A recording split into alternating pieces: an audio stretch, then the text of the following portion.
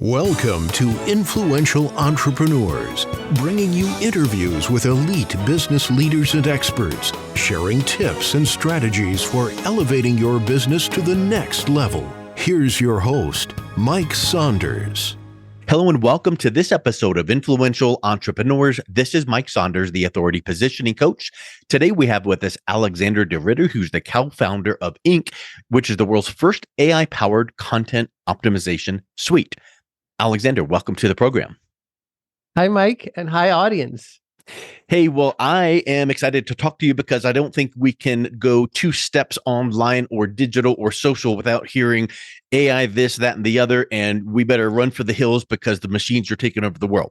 So I know that we want to learn all the things that you have, not only from a tool and technology standpoint, but also what you're seeing trend-wise in the industry. So get us started with a little bit of your story and your entrepreneurial journey to this point in your career. Oh, thank you. Right. So I've always been fascinated with technology and where it intersects with like human psychology. And one of the examples I use there is that, conversion optimization will sometimes change the color of a button, and it just changes human behavior. More people click on it. And it's just like, wow, the color of a button influences our decisions. Yeah. That's wild, And then, you see like these TV shows like Lie to Me, where you have the like people running around like being like a human lie detector, and they can pick up micro expressions and exactly figure out what people are thinking or want to hear. And I was like, wow, that's wild. And then you think about the internet, right? And that's what these platforms are doing. Google, Facebook, that's what they're doing. They're trying to get in your mind. They're trying to predict exactly what it is that you love doing. And I'm just so fascinated by that. And then turning that problem on its head, right?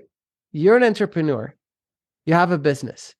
And you're trying to figure out, how do I reach my audience? What do I need to say? And how do I need to say it? Well, there's this wealth of information out there where platforms are measuring, tweaking their platforms to serve the perfect content on any topic on the top of their feed. And it's just all right there for the taking. All you have to do is like research what content outperforms everything else and use those insights to make better marketing copy, to get more leads, to get more growth. And so we figured out a way to automate all that. And that is what? That is inkforall.com, right? Well, I think also you hear the word automation and it's like, yes, I love automation. And I personally do love automation because I'm always looking for ways to go, okay, if I did this series of tasks, how can I do it with less steps? And automation is wonderful. And I think that, I was kind of being funny when I opened and said, people are worried about, machines taking over the world or humans will no longer have jobs. Here's the thing. I feel like AI and ChatGPT and automation and all these things that we hear out there, that is good. It's here. You can't do anything about it. It's here, but we're always going to have need for a human in the background to be synthesizing the data, because there's never a push, copy, paste, publish solution that you can hang your hat on. And I think we've seen a little bit of, stories out there of when that has happened and it's been, oops.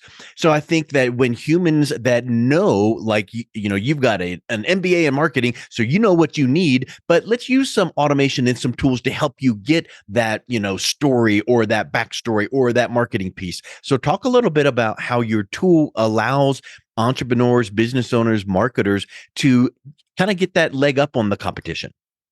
All right. So when you start your journey of online marketing, right, you can't do it without knowing your audience, exactly who you're going after. I can't stress that enough. Yeah. You can make a wildly successful SEO campaign with millions of visitors that are not your audience and are not going to buy from you. And as an entrepreneur, you're likely passionate about the thing you're solving, and you're unlikely to want to completely throw that in the garbage bin just because you're forced to build a different type of product for the audience that you did attract. So I would say whenever you start marketing, start with your audience in mind. Then think about, once you know your audience, think about what is the most pressing, important, relevant problem I can solve for that particular audience. That's it. Then ask yourself the question, how do people search the web? What topics are they searching the web when they're researching that specific problem? Right? So that is oftentimes done through keyword research. Mm-hmm. We've made that so easy in our software, inkforall.com. Anybody can do it. Once you have done keyword research that is highly relevant to your audience and the problem they're trying to solve, the next problem that a lot of entrepreneurs run into is they have a blog and they just start writing. You should only write about the very specific topics for that particular audience. We've already established that. But in addition to that, you shouldn't just write an article on every keyword you find. That is wrong. What you should do instead is you should create topical hubs, authority clusters. And the way you do that, and again, Ink for All makes this ridiculously easy. You copy paste or drag and drop all your keyword research into Ink, push a button, and out comes perfect content plan with clustering.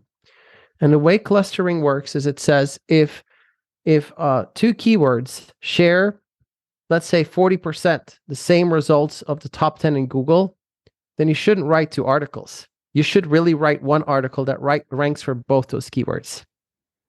And it saves you from duplicating the same intent on your site. And what that does is it brings clarity to your site, because you are not confusing your audience. Well, which article you want me to read? Yep. And Google says, hey, I know which article to index and rank. And that's where you are off to the start to a great journey. Well, it used to be that you had to write for Google, way back in the day with keyword stuffing and 927,000 keywords stuffed in the back of the code. Google got smarter than that. And then it was like all content and semantic based. Well, now I feel like you need to write for the person consuming the content. And then Google notices that they stay on your page longer, and they notice that these are the words that they're clicking on. So to your point, I've heard it said years and years ago, hey, here's how to really attract and educate your target audience.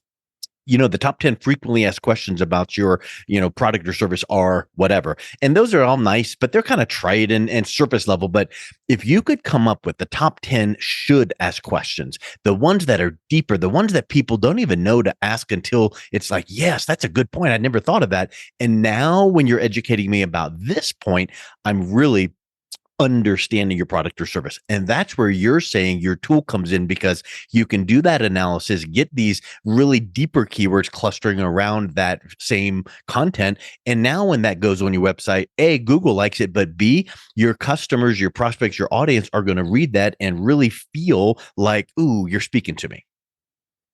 Yes. And it all starts with having a crystal clear plan for world domination, right? Right. And so, Sun Tzu said in The Art of War that if you understand your opponent, you do not need to fear the outcome of 1,000 battles. And so that is kind of where the next step comes in. Once you have identified with keyword research and clustering, and Ink for All makes that very easy, you can then go on and write optimized copy. But you mentioned keyword stuffing, and that's a very interesting that you bring that up, because the modern tools that people have heard do good optimization are actually doing an evolved form of keyword stuffing, and that is called entity stuffing. Okay. And so they say we use some AI, the NLP library, to extract entities that are highly relevant. And then what they do is they go and reward you and score you for stuffing those words in the article. Mm-hmm. And if you use a synonym, you do not get rewarded because they don't understand that. So there is a difference. And I want to point that out. And isn't it interesting, Alexander, that we're taught, Alexander, in the sales presentations, Alexander, and you see what I'm doing, it's like, use the person's name. Well, if you overuse it, it gets weird.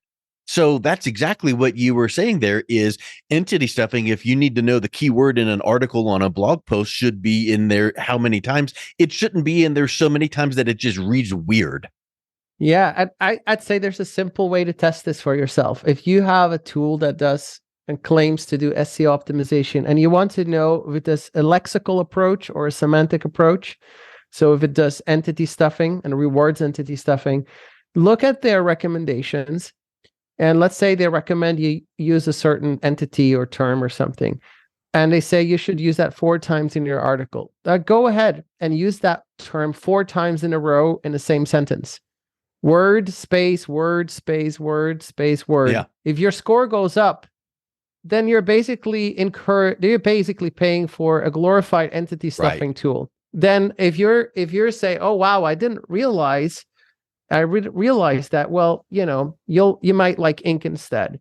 Ink does give you the entities that you may be missing, but only as a way to guide you to write about that topic, not to influence your predictive score. So what does that mean?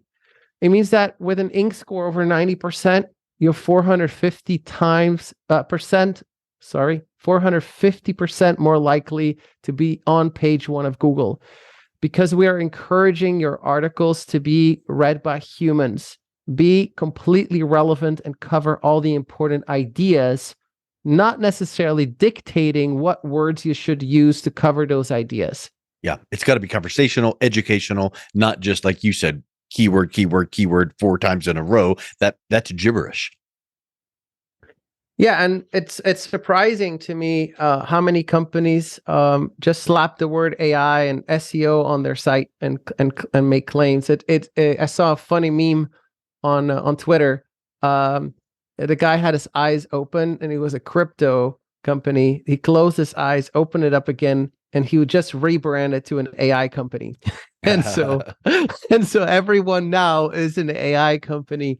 Yeah. And people ask, and entrepreneurs wonder, what does all this mean for the future of content marketing, for the future of the knowledge economy, for the future of SEO? Yeah. I mean, what does it mean? It means the world's going to change a lot. Yep. For one, the content supply is increasing exponentially. That means that it's harder to find the content that is out there, your content as an entrepreneur, as a business. How do you stay relevant? How do you stay ahead?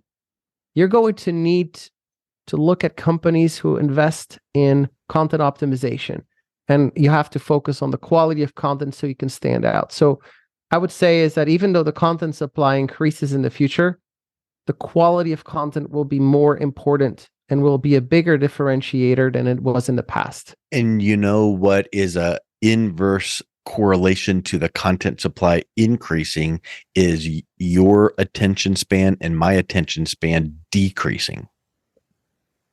Yeah, that's very true. Yeah. And that's definitely happening. I mean, you have to think about something. People don't have time, like the old, I ain't got time for that. People don't have time to read through your whole blah. So I think that it just kind of comes back to your tool where you can do research, keyword clustering, and then your tool goes, okay, now that we know what to talk about and how to talk about it, click. Now let's use some AI tools to help you write quicker, faster, more effectively, because just knowing you should write about this and this and this keyword in this order, well, now I've got to fire up my brain power. So your tool provides then that AI power behind it. And now it's like, you're handing it SEO and content marketing on a silver platter to marketers. Yeah. And I would say that not all AI writing is created equal, right? So most companies that offer AI writing, the usuals. What they offer is a general model, a general large language model. What we do at inkforall.com, we actually train a model on top of that specifically around your topic. So no matter what you're writing for, We read all the content on the internet about that topic. We see what ranks very high. We learn the difference between high performing content on that topic and low performing content on that topic. We find out with AI automation, what's the difference between winners and losers? And then we use that information to build a writing model on top of the general model that is an expert at writing for your audience. So that you're essentially having a phenomenal co-writing experience. That's really important, because I think you hear about, certain tools out there that says we've read 90% of the internet and we can, well, what you're saying is you're zeroing. It's kind of like saying, let's focus on a niche, but that's fine. But let's focus on a micro niche, because now you're really drilling in deep. But if you're saying you're going to find these keyword clustering models and you're going to go deep just there, now your content that's being generated is so much more relevant. Yeah, and so I can use a few technical words here as well. But when certain companies make the claim, "Oh, we read 10% of the internet or 20% of the internet," they really didn't. They're lying to you. What they really mean is that OpenAI's model trained on a lot of data that not even remotely adds up to 10% of the internet. But they're basically saying the general model that we just made a candy wrapper around read a lot of data. That's what they're saying. What I'm saying is that since that training date, the world has changed. Yeah. Your audience's needs and wants are changed, and the general model does not know how to write for your specific audience. You need something that is better than that. And so in AI field, when you evaluate the quality of a model, right, and its writing ability, you look at sensibleness, safety, specificity, groundedness, interestingness, and informativeness, right? And so when you look at these models, almost in all metrics, they are not yet at human level, right? This is why you can't just plug in a command, say, write an article, push a button, and publish it on your site. It would be embarrassing. Yeah. You would lower your authority as a person online if you did that. But particularly, and this is interesting, in the areas of groundedness and informativeness, we know that those areas scale particularly well with seeing massive amount of data.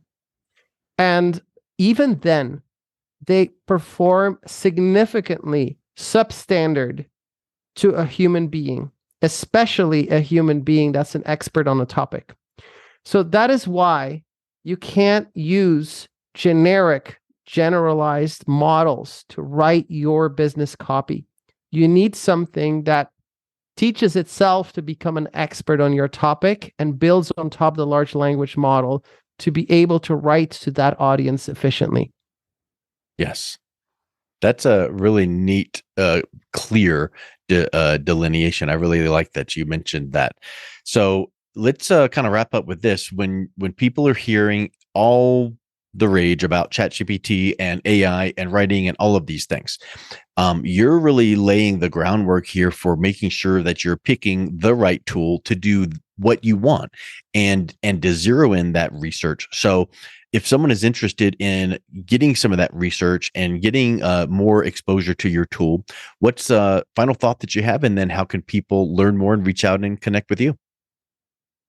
Yeah, so we're a company that really loves talking to our users and our visitors.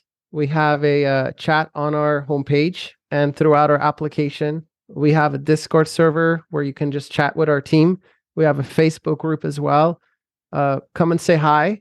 Come and ask us questions. Ask us for a demo. We're happy to be there. And if you want us to talk to your team or ask us some questions about what all of this AI stuff means for your business, we have answers. And so we're happy to talk to you. Excellent. Well, I really appreciate your time coming on today, Alexander. It was a real pleasure talking with you. And I will make sure to put the link to your website in the show notes. So if people are interested, they can check you out there as well. Thank you, Mike. You've been listening to Influential Entrepreneurs with Mike Saunders. To learn more about the resources mentioned on today's show or listen to past episodes, visit www.influentialentrepreneursradio.com.